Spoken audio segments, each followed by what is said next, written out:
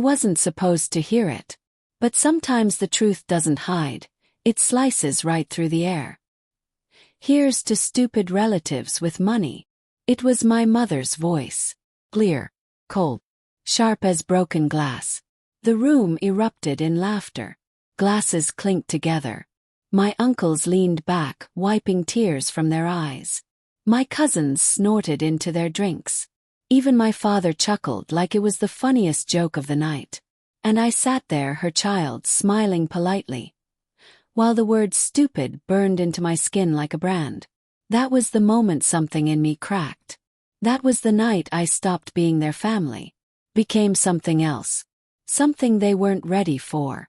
It hadn't always been this way. I used to worship my mother. She was the perfect hostess. The woman who could turn a dinner table into a kingdom. Every smile, every word carefully chosen, like she was playing chess and winning before anyone else knew the game had even begun. I thought she was brilliant.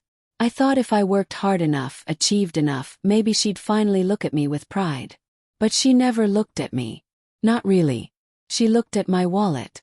I was the one who bought the house. I was the one who paid for the endless vacations. When an emergency came up, I fixed it.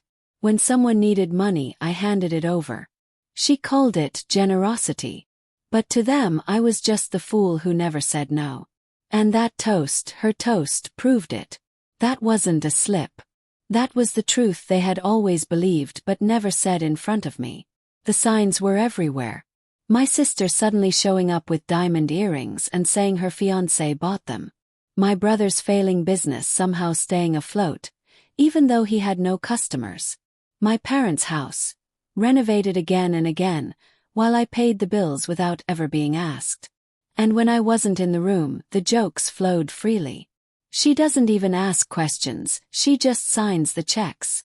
She's too dumb to know she's being used. They thought I didn't know. But now I did.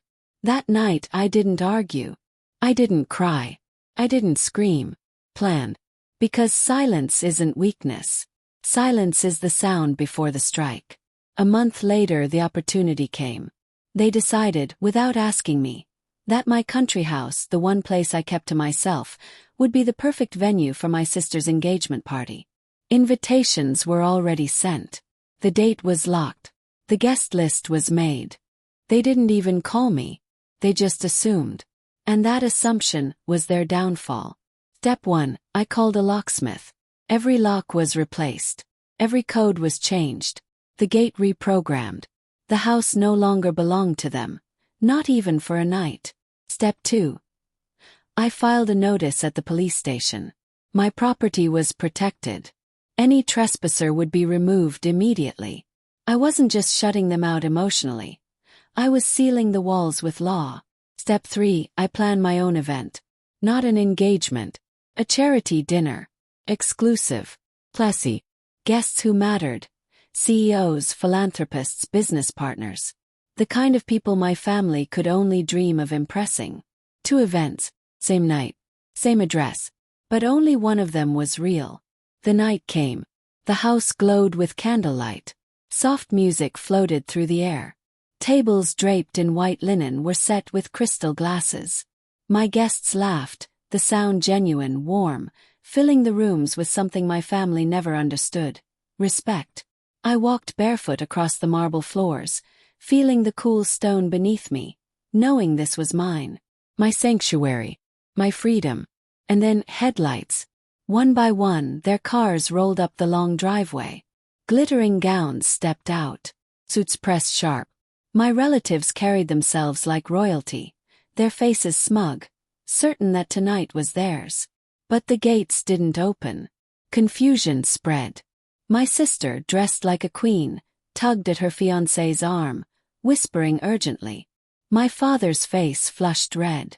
My mother walked to the front, heels crunching on gravel, her expression pinched with irritation. They rattled the gates. They pressed the buzzer. And when nothing happened, voices began to rise. "This is our party," my sister shrieked. "Open the gate right now," my father demanded. "Do you know who we are?" my uncle shouted at the guard. The security man stood calm, collected. This is a private event. You're not on the list. Their voices cracked with rage. My mother screamed my name like it was an order. My sister pleaded about her special night. My father threatened lawsuits. But the gate stayed closed. And then they saw me. I stepped onto the balcony above, glass of wine in hand, dressed in black. The executioner they had created. The music behind me kept playing. My guests kept laughing. But outside silence fell. I raised my glass, looked directly at my mother, and said the words they once mocked me with. Here's to stupid relatives with money. Except this time, no one laughed. Their faces fell. Their perfect evening shattered in an instant. The party they thought was theirs was mine. The house they treated like a playground was locked against them. The stupid one had outplayed them completely. I didn't scream. I didn't explain. I turned and walked back inside. My guests toasted to progress, to generosity, to futures built on respect instead of manipulation. Music rose. Laughter flowed. The house was alive with real joy. Joy they would never touch. Outside, my family stood in silence, humiliated. And then, they scattered into the night. Do I regret it? No. Not for a second. They wanted me small, obedient, purse they could open whenever they wanted. They thought silence meant stupidity. But silence is where power waits. That night I stopped buying love. I started buying freedom. And when I remember their laughter now, it doesn't sting anymore. Because I also remember what came after. Their silence. And that silence, that's mine.